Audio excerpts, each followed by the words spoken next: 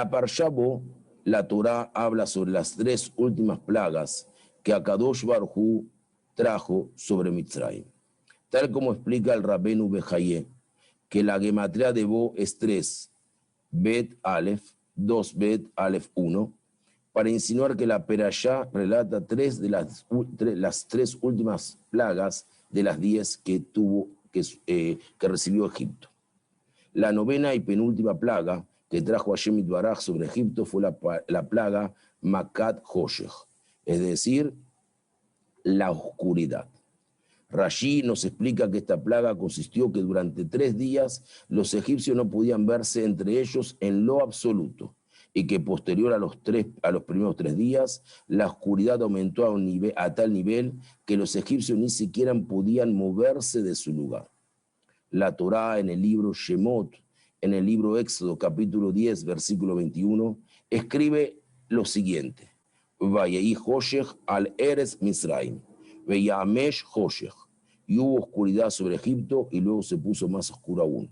Y luego continúa la Torá y dice, en el mismo versículo, Lo Raú Ish et Achiv, Velo Kamu Ish mitachtav, Sheloshet Yamim, Ulechol Bene Israel Aya Or, Moshe Botam.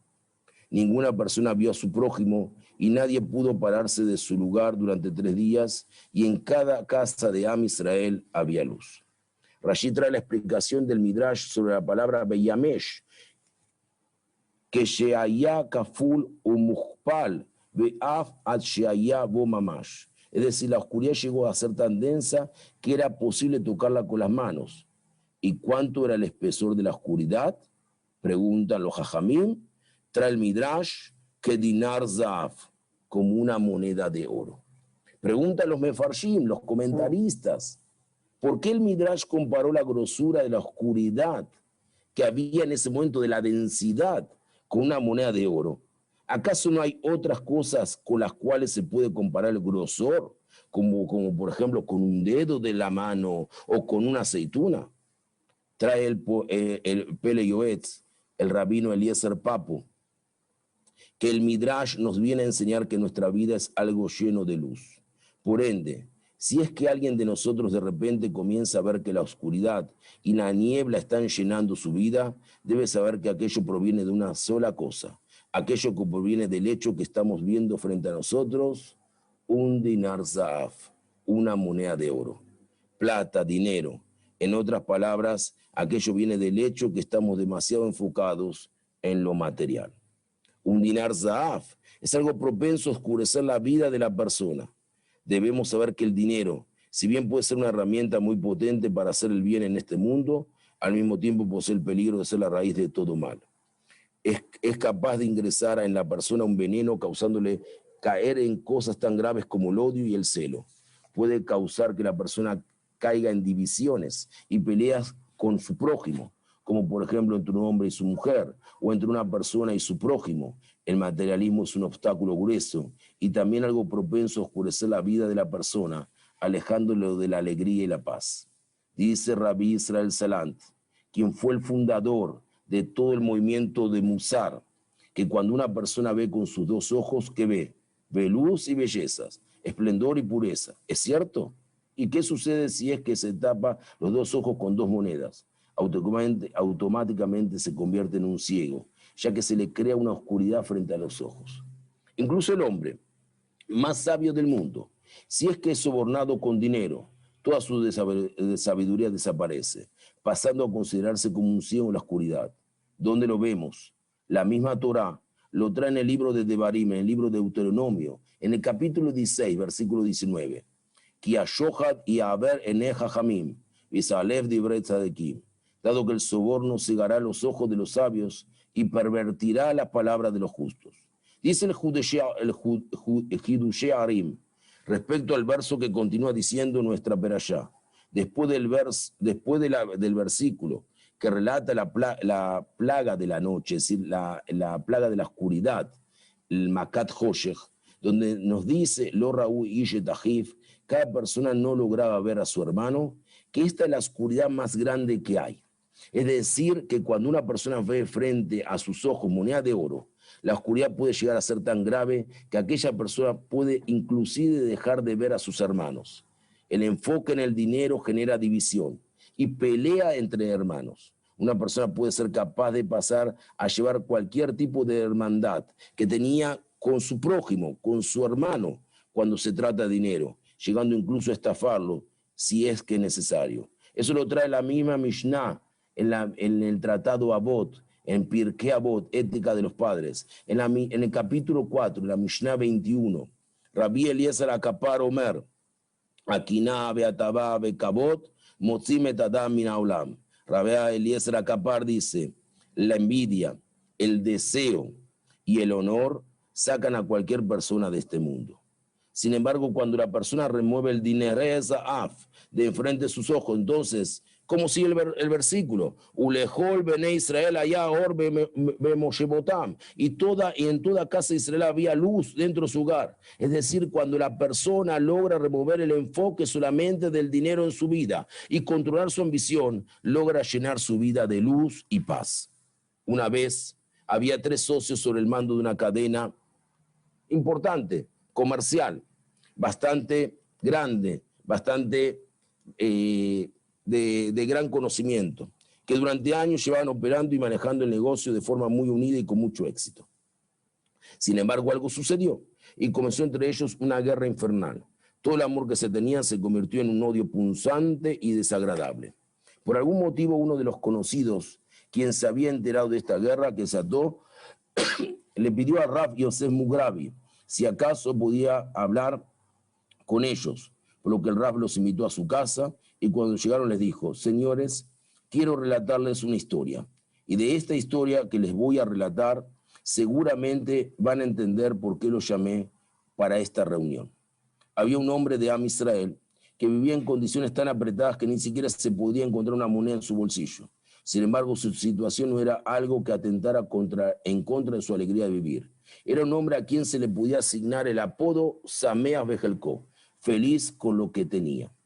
Si sabía muy bien conformarse con lo mínimo, a pesar de que era un hombre necesitado en términos materiales, igual así nunca se abstuvo de ayudar al resto en todo lo que podía. Era un hombre amado por todos. Todos sabían cómo alabar y engrandecer el bien que había dentro del corazón de este hombre. Un día cayó sobre este hombre una herencia muy grande. Recibió una herencia muy grande. Y sucedió que desde aquel momento este hombre cambió de una forma radical a tal punto que era prácticamente imposible reconocerlo. Comenzó a adoptar todo tipo de actitudes de un hombre rico, pero no las actitudes buenas de una persona con posesiones económicas, sino todas esas actitudes en la cual empezó a reflejar lo negativo de las personas ricas. La soberbia, el orgullo, la petulancia, hablar sin ningún tipo de vergüenza, sin despecho, con falta de respeto. Este hombre cortó todo tipo de relación con quien tenía con sus cercanos. Ya no le era apropiado andar junto con la gente simple del pueblo. De alguna u otra forma le contaron al Gaón Divrei Haim Mitans, es decir, uno de los grandes, sobre lo que había sucedido con este hombre. Por ende fue el Gaón Divrei Haim y le dijo a su Shamash que por favor llame a este hombre porque quería hablar con él. Cuando el Shamash del Divrei Haim llegó donde este hombre y le dijo que el Rav quería hablar con él, a pesar de que era un hombre rico en aquel momento, incluso así no pudo negar la invitación del Rav a Kadosh, por lo que se apresuró en dirigirse y se presentó frente al Rav. Cuando el hombre ingresó en el cuarto, el Rav le pidió que por favor se dirigieran junto a la ventana que daba hacia la calle. Y cuando se encontraba frente a la ventana, viene el Rav y le pregunta, dime, ¿qué ves a través de la ventana? El hombre no entendía qué era lo que le estaba preguntando el Rav. Por ende le contestó, Rav, veo gente pasando de un lado para el otro, como diciendo, ¿qué pregunta me estás haciendo? El Rav volvió con el hombre a la mesa de su oficina y tomó un espejo medianamente grande, lo puso frente a él y le preguntó nuevamente, dime, ¿y ahora qué ves? El hombre miró al Gaón de Divrei Haim impactado. No estaba entendiendo qué era exactamente lo que le estaba preguntando. Pero por respeto le contestó, Rav, me veo a mí mismo. Fue ahí que el Rav le dijo, estimado, ahora tengo una pregunta para ti. Tal como lo ves, tanto la ventana como el espejo están hechos de vidrio. ¿No es verdad? ¿Es cierto? Entonces, ¿me puedes explicar, por favor, por qué cuando ves a través de la ventana logra ver otras personas que van pasando de un lado para el otro y en cambio al ver a través del espejo te ves a ti mismo solamente? ¿Sabrías decirme cuál es la diferencia entre ambos? El hombre quedó impactado de la pregunta. No entendía para dónde lo estaba llevando el Gabón de Ibrahim Jaim con sus preguntas y fue que el Rab le dijo, te voy a revelar la diferencia entre ambos. Ve a Mevin y a Bin. Y quien tiene que entender a lo que me refiero, lo entenderá. Ve a Mevin y a Bin. El que quiere entender, lo va a entender. El vidrio transparente, al ver a través de él, se logra ver, observar las otras personas que hay enfrente nuestro. Sin embargo, desde el que se toma este mismo vidrio y se lo baña en plata, aquel vidrio se convierte inmediatamente en un espejo y ya no nos impide poder ver a nuestro prójimo que se encuentra frente a nosotros. Desde que el vidrio es bañado en plata, solo conseguimos vernos a nosotros mismos. Continúa el Divrei Jaim y le dice de forma muy directa, tal como todo Raf debería hacerlo, de vez en cuando. Repito, continúa el Divrei Jaim, le dice en forma muy directa, tal como todo Raf debería hacerlo de vez en cuando. Estimado, tienes que entender antes, cuando no tenías dinero siempre veías al prójimo que se encuentra enfrente tuyo. Le ayudabas a todos. Lo único que se hablaba de ti eran cosas buenas. La gente te amaba. Sin embargo, desde que bañaste tu vida en plata, todo cambió. Ya no logra ver al resto frente tuyo. Lo único que hace es verte a ti mismo todo el tiempo. Muchas veces vale la pena detenerse un segundo y meditar de cómo el dinero y la plata es solamente un medio para el trabajo de Hashem Yitbaraj, pero está lejos de ser el motivo por el que vinimos a este mundo. Solamente la persona que logra mantener esta conciencia en la cima de su mente, aquí, en la conciencia, logra de verdad llenar su vida de luz. Pero quien no, tal como sucedió con este hombre, y es algo que le puede suceder a cualquiera que pierde su foco en la vida, es eminente que con el tiempo la persona se convierta cada vez en más egoísta, más ambicioso, más egocéntrico, más petulante, más agresivo, más soberbio, más orgulloso, lo cual cada uno de nosotros sabe que es algo sumamente peligroso, nefasto para la vida del ser humano.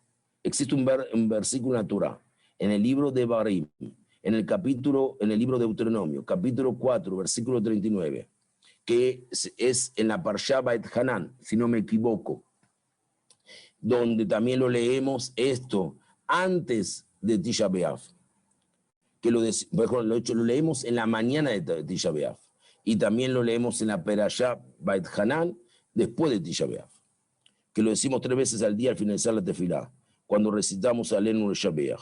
Veyadat Yom Vashevotá Elevabeja, Ki U a Elohim, Vashamaim Mima'al Ve'ares Mitachat Enot. Y debes saber que hoy, y debes ingresarlo en tu corazón, que Hashem, Él es el Dios, tanto en el cielo como por sobre el cielo, al igual que bajo la tierra no hay nada más. Lo cual, si nos fijamos, la Torah dice, Bashamay mi mahal, ve'al haaretz mitachat enot. ¿Qué nos explican los Jajamea Musar, los sabios de la ética, sobre este versículo? Este versículo viene a enseñarnos algo sumamente fundamental. Viene a decirnos que respecto a situaciones y a elementos y a cosas que tienen que ver con el Shamaim, con el cielo, también llamado Hefse Shamaim, lo cual involucra todo lo que tiene que ver con lo espiritual. La Torah y su mitzvot nos dice, la Torah mi mahal, es decir, debe la persona mirar a aquellos que se encuentran por sobre él y aspirar algún día a ser como ellos. Como por ejemplo, si es que la persona ve cómo su amigo está avanzando en su nivel espiritual y gracias a su esfuerzo está avanzando a pasos más grandes que él, entonces bueno y sano aspirar a llegar a avanzar con su amigo. O si es su amigo, o si es que su amigo comenzó a estudiar, por ejemplo, a la Hayomit todos los días y ve bien lo que le hace y cuánto conocimiento logra ganar día a día para estudiar una alajá diaria, también es bueno y sano aspirar a llevar a avanzar con su amigo. Y se ve que su amigo con mucho esfuerzo y con trabajo consigue educar a sus hijos y a pesar de eso trabaja y también hace tefilá diaria y él no lo consigue, entonces tiene que sentarse con su amigo y mirarlo y verlo y ver si el problema no está en él de no poner las cosas como deben ser puestas. Y así con todo lo que es espiritual, que la persona que aún no ha logrado tener debe aspirar a tenerlas algún día. ya que como lo traen nuestros sabios en la Gemara, en el Talmud, en el Tratado Baba Kamá, página 21, folio A, respecto a esta envidia espiritual, dice, Kinat Sofrim Tarbe Jochma, la envidia espiritual aumentará la sabiduría de la persona. Sin embargo, lo interesante es que el versículo de la Torah continúa y nos dice,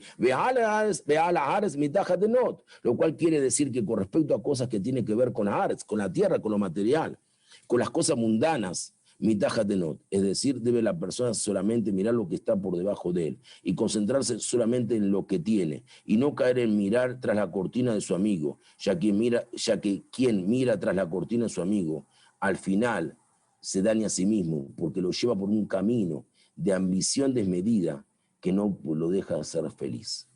La Torah tiene Shivim Panim, tiene 70 caras de cómo poder entender un mismo versículo. Y no existe otra explicación sobre lo que el versículo que vimos en el libro de Shemot, en el capítulo 10, versículo 23. Lo ra'u ish et achiv velo kamu ish mitachtav, sheloshet yamin, ulechol bene Israel allá or be Moshe botam. Ninguna persona vio a su prójimo y nadie pudo pararse de su lugar durante 3 días. Y en cada casa de Am Israel había luz. Y esta explicación nos dice algo muy parecido a lo que trajimos anteriormente, respecto a cómo la plata puede cegar a una persona, solo que lo explica de una forma muy interesante. Al decir la Torah, lo ra'u ish et achiv, no miró un hombre a su prójimo. La Torah viene a atestiguar que la correlación entre las personas que había en Am Israel antes de que salieran de Egipto era tan ética que nadie miraba tras la cortina, no miraba quién de su prójimo, quién lo que tenía, lo que miraba lo miraba al prójimo, lo que él es y no lo que él tenía. Para comparar lo que tiene otro comparado con lo suyo. Y velokamu ish mitachtiv, y no se levantó una persona en su lugar, es decir, cada uno entendía cuál era su lugar y no miraba por sobre lo que tiene, todos se concentraban solamente en lo que Akadosh Baruj Hu le dio y se alegraban con ello, y si querían progresar, progresaban a partir de esto y no progresaban a partir de lo que podían mirar del otro. Él tiene un Mercedes, yo quiero tener 2 Mercedes, él tiene un BMW, yo quiero tener 2 BMW, él tiene 4 teléfonos, yo quiero tener 8 teléfonos. No es así. ¿Y qué consecuencia tuvo esto sobre el pueblo? Continúa el versículo, nos dice, y en todas las casas de Israel había luz, es decir, de la misma forma que el materialismo, y al estar mirando tras la cortina del prójimo para ver lo que tiene, es algo que trae la oscuridad a la vida de la persona. Al no hacerlo se genera el efecto contrario, es decir, se genera que haya luz dentro de la vida de cada ser humano y por lo tanto se consigue beneficios espirituales y materiales, porque dice, no, yo tengo esto, voy a esforzarme, pero voy a admirar lo que el otro consigue espiritualmente, pero lo que él tiene materialmente es de él. Él tendrá su beneficio, Hashem Yitbaraj tendrá su verajot, yo voy a hacer lo posible para ganar mis verajot. Es por eso que esta plaga de la oscuridad fue la penúltima de las plagas en Egipto, ya que dentro de esta macá, de esta plaga, la Torah nos revela algo sumamente importante que tenía la generación de nuestros patriarcas que salieron de Egipto. Algo que nos tiene que dejar un mensaje que nos sirva para saber cómo llevar a nuestro pueblo a la redención final, a la Geulá Shelema.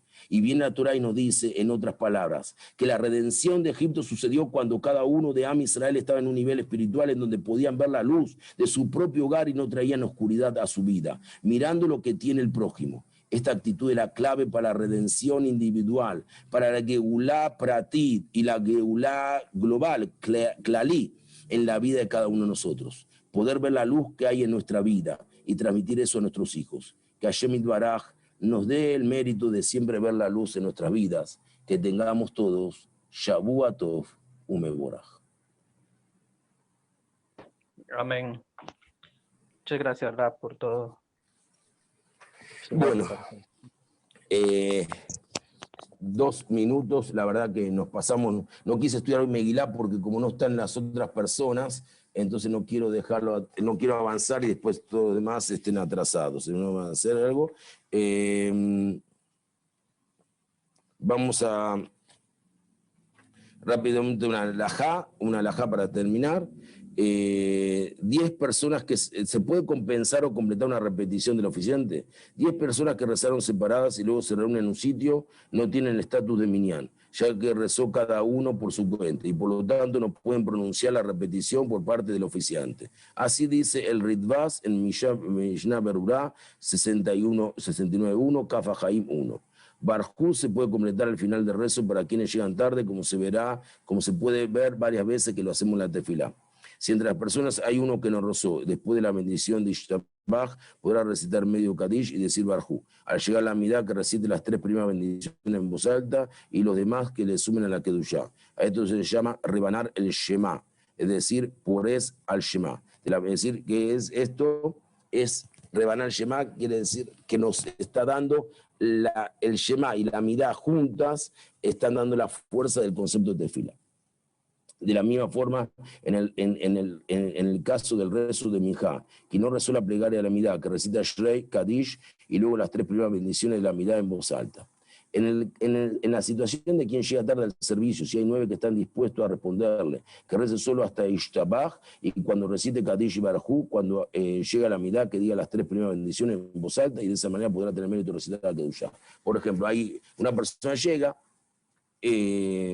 tarde, ya dijeron la Amidá, ya terminó la tefilá, entonces él recitó solo hasta Ishtabaj, dice el medio Kadish, dice el Barjú, las personas le esperan, hace rápido Shema, hace la Amidá, dice las primeras 3 brajot, las personas le responden la Kedushá, y ya de esa forma salió el de Jehová, ya dijo la Amidá con Kedushá, y ya dijo también tefilá, minyan, tefilá, Amidá con minyan. Si se juntaron a rezar solo 6 y se le sumaron otros 4 que ya rezaron, el oficiante podrá decir toda la plegaria según el orden, ya que la mayoría de los orantes aún no rezó, y por lo tanto los 10 juntos pueden ser el carácter de minyan. Empero, si los que no rezan aún no son solamente 5, son considerados como individuos aislados, y por lo tanto cuando llegan a Ishtabaj, que reciten Kadish y Barjú, y al llegar a la Amidá, que uno de ellos recite las 3 primeras bendiciones en voz alta y digan la Kedushá, así dice el Biur Alajá en la página 69. Espero que con esto tengamos un Shavuot Tov Mevoraj. Creo que estudiamos bastante y bueno, después podemos conversar. Gracias por todo y que tengan un Shavuot Tov Mevoraj.